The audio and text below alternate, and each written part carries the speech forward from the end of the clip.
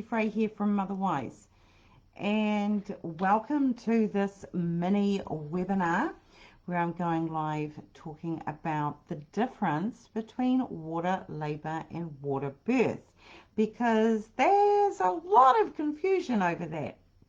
And very often when women are newly pregnant with a first baby, they will make comments like, oh yes, I'd like to have a water birth, but actually what they're talking about is a water labour.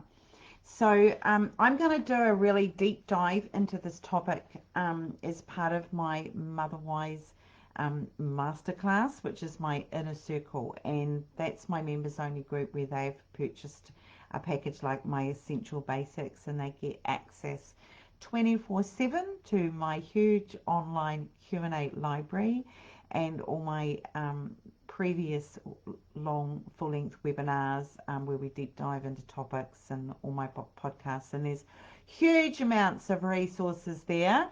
But this is going to be just a little sort of overview. So one of the things I'm not going to be discussing here is some of the medical obstetric complications and whether they are and aren't okay for labouring in water or birthing in water, and because those are quite detailed explanations that we need to go through.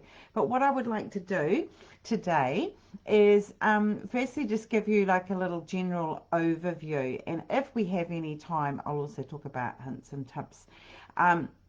So there's a really big difference between labouring in water and birthing in water. So you will often hear midwives talk about the childbirth journey as being labour and birth. It's actually 3 stages: labour, birth and afterbirth.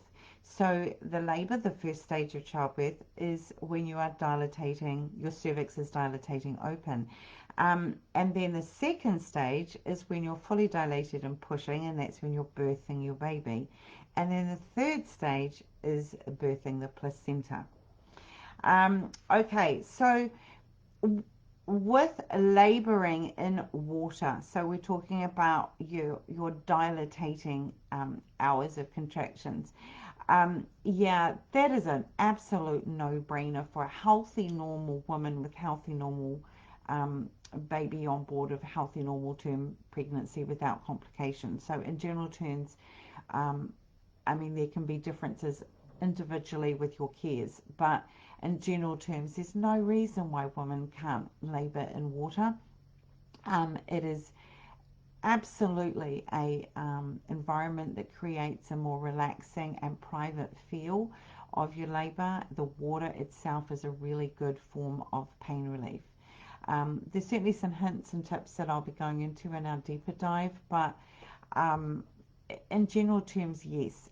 Now, whether that woman decides to stay on and physically birth the baby underwater is a whole sort of separate topic, really. Well, it should be a separate topic. So labouring in water, most professionals, pediatricians, obstetricians, midwives, doulas will all agree that can be a very effective form of pain relief. But whether you stay in the water to physically give birth to your baby underwater, there's definitely some differences in opinion on that. And you need to discuss that if you're not going to be listening to the full length version of this. You need to be discussing that in some detail with your healthcare, with your birth practitioner. And then obviously sometimes a placenta is born in the water, or sometimes on land as well. Not all midwives are experienced or confident with water birth, and very few obstetricians are experienced with water birth. So yeah, that is a little bit of an art, and wonderful if you can come across an obstetrician who is familiar with water birth. So, you know, obstetricians' specialization really is when things are not normal. So high risk labours, high risk pregnancies, where they need to where there's interventions with that birth for instrumental deliveries, cesarean surgical deliveries, etc. But with healthy normal women, in many countries, the obstetrician's not around because their specialization is abnormal, whereas the midwife's specialization is normal. And the way when you are a specialist in normal, it means that you can pick up when things are not normal. Um, but again, it depends on your country and your birth practitioner, how that all works. Um, be prepared to change your plans, I think would be a really important thing to be aware of with water labours and water births.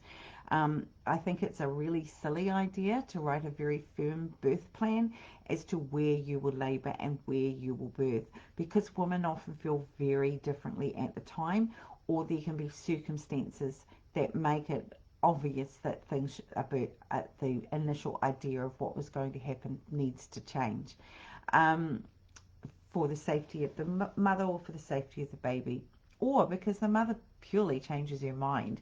I can't tell you the amount of times I've had a woman who has said, I want to labour in water, but I don't want to give birth in water. And then at the time, she's like, I'm not getting out of this pool. I'm birthing in this pool.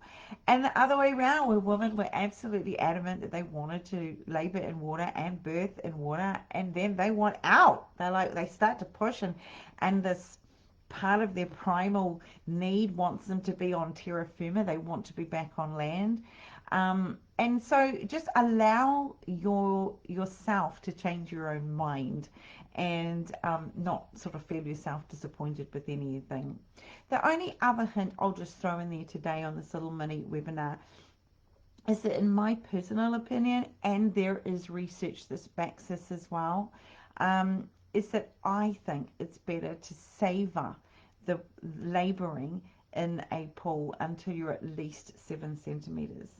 There is some evidence on some research that shows that a waterlogged cervix can take longer to dilatate, whereas if you wait till you get past 7 centimetres, it's no turning back at that point, sort of thing. And I think that the 8 centimetre, 9 centimetre and 10 centimetre is really, well, not I think, we all know, that is, midwives will tell you, that's sort of the toughest part of labour. And I think that's a really good thing to savour. So, hold off getting into that pool at 3 or 4 centimetres, and save it for that last 2 or 3 centimetres when things get really, into their peakier moments, and have that savoured for it. You can also use portable nitrous gas while you're in the pool as well. So gas and pool can be combined, but again, that depends on your particular hospital and what's available. But that certainly is available in some countries. So that is all for today, and I hope to see you next week. And have a lovely rest of your week, rest of your day. And thank you for joining us on this little mini webinar, which is also going to be a mini podcast on understanding those differences between water labour and water birth. Bye, everybody.